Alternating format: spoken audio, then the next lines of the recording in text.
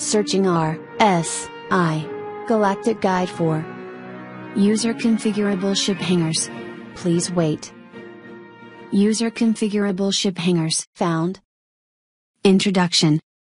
In the generations since Roberts Space Industries institutionalized personal space travel, countless supporting industries have sprung up to improve the lives of interstellar pilots.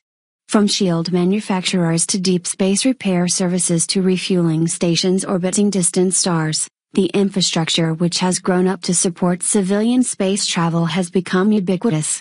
This development has no better case study than the rise of modular, user-configurable ship hangars. The system of self-maintained hangars arose out of the very simple logic that if you have a spacecraft you also need a place to put it. With the massive increase in individually owned civilian spacecraft and the resulting decline in government-regulated space travel lines, the model for ship housing quickly transitioned. Many once thriving spaceports were parceled out for individual sale, with the hangars that once maintained 1,000-person transports divided into dozens of makeshift spacecraft compartments and made available to the highest bidders. The formalized hangar industry soon followed, with investors purchasing massive tracts of land wherever possible to erect garaging space. On some rapidly developing worlds, territory claims around landing points have become so expensive or contested that urban construction often takes place outside a 100-kilometer ring of future hangars. On some worlds, hangars are constructed deep into the ground or straight up in massive skyscrapers, anything to provide ship owners the peace of mind that comes with a permanent home for their craft. In recent years, 3 hangar designers, manufacturers have come to define the industry as a whole, with their base appearances being a familiar sight across the galaxy. Section 1, Self-Land. Incorporated by Peter Weatherman, a wealthy guild-licensed shipper who made his living on the active spacelands, self-land hangars have become an ever-present reminder of just how easy it is for humans to travel the stars. The corporation was founded on the philosophy that the temporary hangars available to transiting pilots were inaccessible, inaffordable and most importantly unsafe. Weatherman began developing the company after he was jumped by a gang of dock thugs who stripped his Starfarer to the hull plating. Starting in the mid-29th century, Selfland began a franchising-based expansion across the human-inhabited galaxy. The first Selfland was established by Weatherman on Van in the Croshaw system.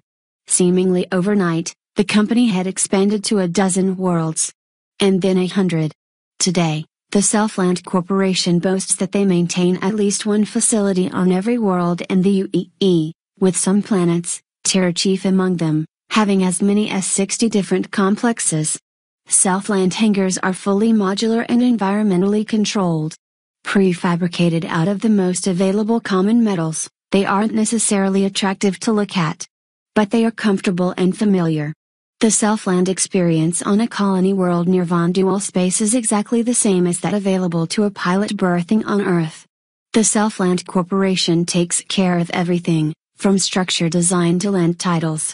Because of their design, the same hangar type can be used in configurations ranging from skyscraping heights, to the breadth of a plane, to stacked underground, or to honeycombed deep within asteroids.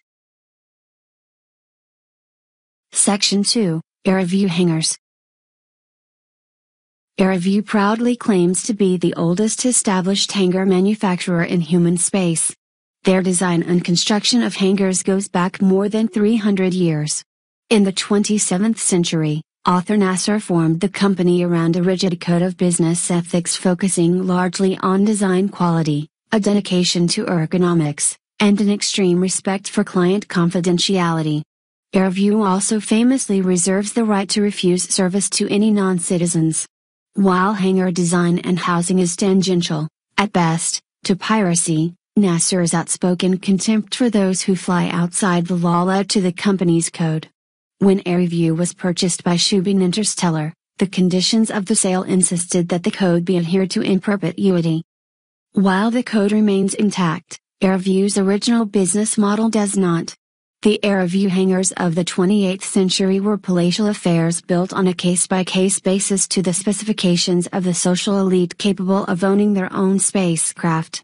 In recent years, Arivu has adapted their tactics to follow in Southland's footsteps, although they would never admit it.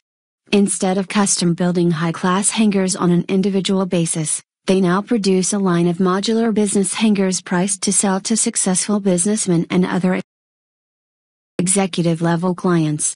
Unlike other modular hangar companies, Arivu does not lease the property on which their hangars are established.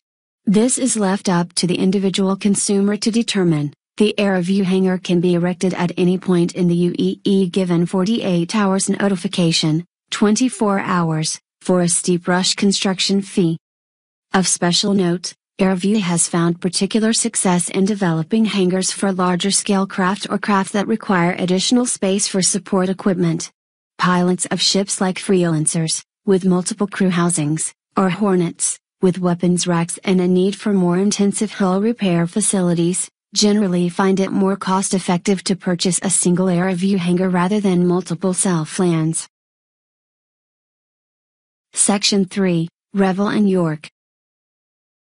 When the Revel and York Engineering Corporation set about designing its first hangar some 30 years ago, the reaction was laughter. The company, known best for excessively expensive and visibly uncomfortable furniture, was entering a field dominated by aerospace giants.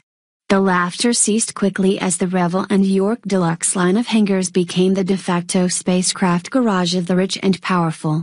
The company's cavernous hangars, established on ideal landing spaces in top-dollar land agreements, earned their standing reputation for excellence and quality.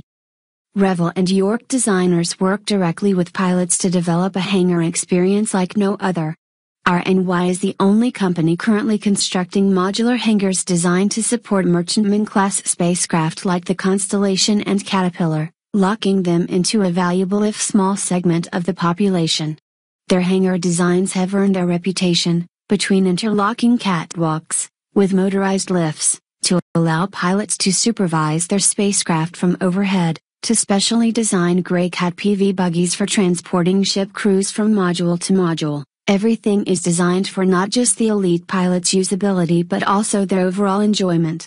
Southland and competitors make a place to put your ship, Revel and York makes a place for you to take it in. You have reached the end of this entry from the Galactic Guide. Have a nice day, Star Citizen.